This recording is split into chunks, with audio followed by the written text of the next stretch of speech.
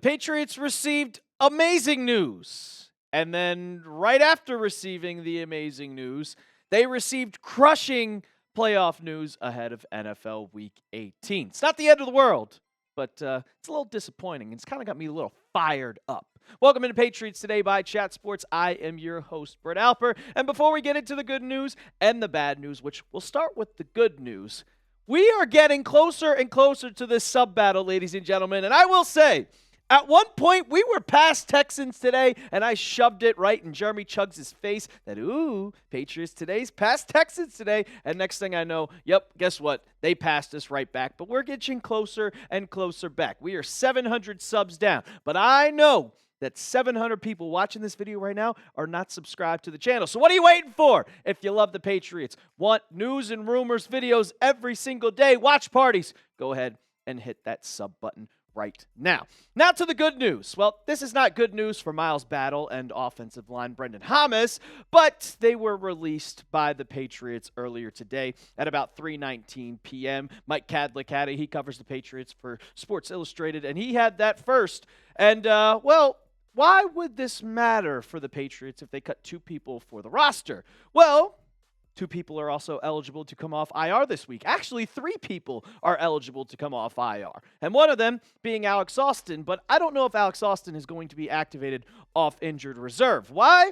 Well, because there's only two open roster spots now, and there's two players in particular that we're looking at that are major keys to the Patriots, and that Milton Williams and Will Campbell. Those two guys, as you can see here by Doug Kyed's tweet, likely clears the space for the 53-man roster for Milton and Will Campbell to make their long-awaited return. And this is gigantic, ladies and gentlemen. Since Milton Williams has gone down, it's been rough. It has been rough. And the guy making $100 million, the Patriots' number one player on the defense, next to the Pro Bowler and All-Pro Christian Gonzalez. Hopefully, Gonzo makes another All-Pro team. Milton Williams has been just the star of the defense. I mean, when you take a look at just what he's done in the games that he's played so far this season, 27 tackles as a defensive tackle, 7 tackles for loss, 4 sacks, which is the most on the team when you don't look at Harold Landry and Kayvon Chaisson. A 72.3 pass rush grade. And his 35 pressures as a defensive tackle is still top 10 in the NFL after missing the last 5 games. But let alone his pressure on the passing side of the field when he gets to the quarterback. It has mainly been the run defense that we worry about him, that teams worry about him. If you look at weeks 1 through 9, they allowed 0 50-yard rushers. 0 while Milton Williams was in the lineup. And then you look at weeks 10 through 17. They allowed 4 100-yard rushers. Yesterday, against the Jets, Breece Hall had 100 yards. The week before, Derrick Henry had 100 yards. Chase Brown had 100 yards. The list goes on and on and on. And why is that? Because Milton Williams is not there in the center. And then you look at the pass defense. Teams are having to double Milton Williams, and that's why it helps out the edges. But if you can see right here, weeks 1 through 10, 22 sacks. And I know that this isn't as many games, but that's about 3 less games, and you're still having 13 less sacks. 13.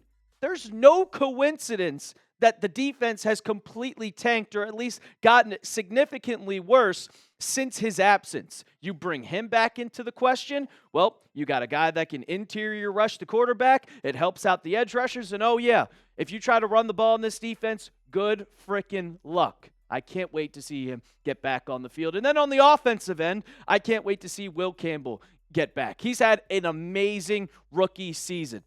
I mean, you see the age there, only 21 years old, and he has played stellar. And we saw it from Mike Fraber earlier this morning. It was kind of the question of, is he going to practice once he is eligible to come off injured reserve? Because you don't want to take those knee injuries lightly, an MCL sprain in particular, but at the podium today, thinks that Will Campbell is going to begin practicing, as this is the first week he is eligible to do so, coming off injured reserve. I don't know if he's going to play, just like last week Milton Williams was eligible to come off injured reserve, but against the Jets, I don't think they wanted to risk any further injury, and no offense to the Jets, but you didn't need him out there. And with the Dolphins this week, you really don't need him out there either. And because you have a solid backup in Vidarian Lowe. Like, shout out to him. I'm so happy that the starting left tackle is back and one of Drake May's best friends. But I have to give a shout out. I got to give the flowers to how good Vidarian Lowe played in his time where he had to step in as the backup. We know that he was the worst nightmare back in the 2024 season. It was bad. But then again, everything was bad.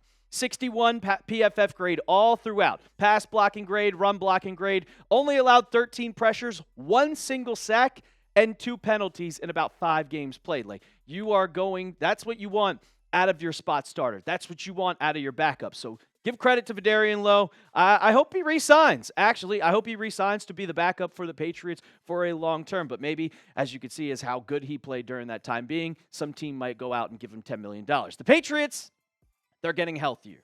Your 2 key players, one on offense, one on defense, is getting healthy and getting ready to return for the well-needed playoffs. But on the flip side, you have a player that, honestly, no one knows if he's going to return. And I still don't know when he got injured. Mike Vrabel didn't say it today when he got hurt. He just said, well, we don't know if he's going to able to return this season. We'll know more in 3 weeks when he's eligible to return off IR if the Patriots hopefully make it to the AFC Championship game. And then when you look at the depth chart, well, you got 5 wide receivers now, and you can always elevate John Giles or Jeremiah Webb to the active roster. But Diggs is that number 1 spot. You got Pop Douglas, Kayshon Boutte. I think Kyle Williams has kind of jumped that spot for Pop. And you also, my guy, give a shout out to him, just like I gave a shout out to Vidarian Lowe. I've been waiting for this time since the beginning of the season. Shout out to Efton Chisholm. When you showed up, you had 2 targets, 2 catches, 40 yards, and a touchdown. You proved to Mike Vrabel, and you could see it. After he scored that touchdown, every single person on that offense went to go celebrate with him. Everybody was like, congrats to you. You deserve it, because he deserved to be on that field. He's worked his ass off, and hopefully it works out. Maybe we can get some more playing time in Week 18 against the Dolphins and then further down the playoffs. But I will say again, Matt Collins is going to be a huge loss to this team, and I hope he comes back if the Patriots get to the AFC Championship game. I'm not necessarily worried, but that's one less guy who could take the top off the defense. Because no offense to Chiz, you ain't throwing the ball up to a 5'10 wide receiver, and he's coming down and grabbing it, unless, of course, you're Stephon Diggs. We're going to get to the bad news in just a second, but let me know down in the comments section, are you nervous about the wide receiver room? Give me a Y for yes, or give me an N for no. Here, before we get into anything, let me tell you about our sponsor of today's show, and that is PrizePicks. Whether you're starting a new routine or making player picks for the first time, trying something new can be hard, but in life and on PrizePicks, it always feels good to be right. With high-pressure playoff matchups every weekend and elite hoops action almost every night, the action never stops. I don't ever stop. And PrizePicks lets you take control. PrizePicks is simple to play. Just pick more or less than 2 to 6 player stat projections. If your picks are right, you can cash in. And now there's a new feature alert. If you didn't know already, PrizePicks now has early payouts. If your player gets off to a hot start, you now have the option to cash out those winnings before the game even finishes. Monday Night Football. Monday Night Football might be going on as I speak, but you can also make a lineup while the game is going on. This is my lineup before the game started. Puka Nacua, the more on receiving yards at 108.5. Matthew Stafford, give me the more on 1.5 passing touchdowns. And then Kirk Cousins, give me the less on 225.5 passing yards. You can make a lineup just like that when you download the app today and use code CLNS to get $50 in lineups after you play your first $5 lineup. That's code CLNS to get $50 in lineups after you play your first $5 lineup. PrizePicks. It's good to be right. All right, so the bad news. It's not necessarily bad news because the Patriots won the division. You locked up a playoff spot, but we can most likely kiss the 1 seed goodbye. All the chances that we had, you can kiss it goodbye. And you see right there, the Broncos hold the tiebreaker over the New England Patriots at 13-3.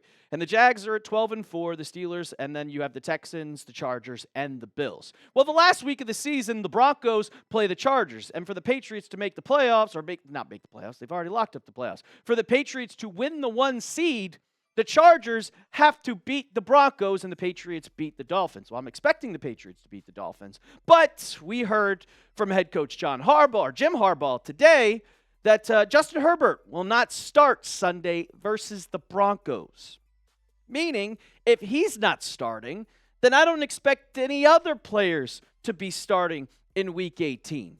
So that means that we are going to see Trey Lance against the Denver Broncos. And if this is one thing, if the Patriots win and the Chargers lose against the Broncos, which now it's a possibility, the Pats play the Chargers. I will say, though, Trey Lance is starting for the Chargers, but Chris Oladokun just started for the Chiefs, and the Broncos barely beat them. So anything can happen, but the Chargers are resting their starters. They're assuming loss, and this is all hypothetical if the Jets don't beat the Bills, which, let's be honest here, the Bills are beating the Jets no matter who's playing quarterback. Even if I went out there, I'd probably beat the Jets. But they're thinking the Chargers, all right, we lose, the Patriots win, we're playing the Patriots. So they're already planning on what their playoff matchup is going to be. And they have an opportunity to help the Patriots get that 1 seed, and they said, nah, we'll play you guys in the playoffs. So if the Chargers want us, bring it. I know this is going to fire up Mike Vrabel. This is going to fire up the rest of the team and motivate the Patriots more than anything. You want to play us in the playoffs? Oh, bet. I mean, you saw on the sidelines, while Mike Vrabel, after the roughing the passer call, he was pissed off the rest of the game. Seen on the sidelines, walking down, he looks over at Brenden Schooler and Drake May and says, F him. Run up the score. So you can obviously tell that anything is going to motivate that MRFer. But I will say, I don't want the 3 seed. I don't want to become the 3 seed because if the Patriots lose to the Dolphins and the Jaguars beat the Titans, then we fall to the 3, they jump to the 2. And that's why I don't want the 3 seed. I've been back and forth over and over and over on with all the injuries that the Patriots have faced with Matt Collins, all 10 of them that they suffered against the Ravens game. Back and forth. But now, do not rest the starters versus the Dolphins. Don't do it. You have to go in there, get the victory, go into the playoffs with the W. You don't want to rest. You don't want to come out rusty. You want to go in there, beat the living daylights out of the Miami Dolphins, lock up the 2 seed, and then you go at home. The Chargers come to you, and you beat their ass. So don't rest the starters. If injuries happen, if it happens, then it's just not meant to be. So I'm all for playing the starters Week 18, get them playoff ready because this is going to be the first playoff matchup for a lot of these guys, including Drake May. So I want them to get as ready as they possibly can, play Week 18. I'll ask you guys before we get on out of here. Do you think the Pats should rest their starters? Give me an R for rest or give me an S for start down in the comments section. I'm all for starting them now. Like I said, if injuries happen, injuries happens. It just was not meant to be. You know what is meant to be, though? Passing Texans today in the sub battle. We are so close, ladies and gentlemen. So if you want Pats content 24/7, 365, go and hit that sub button right now. And as always, let's go Pats.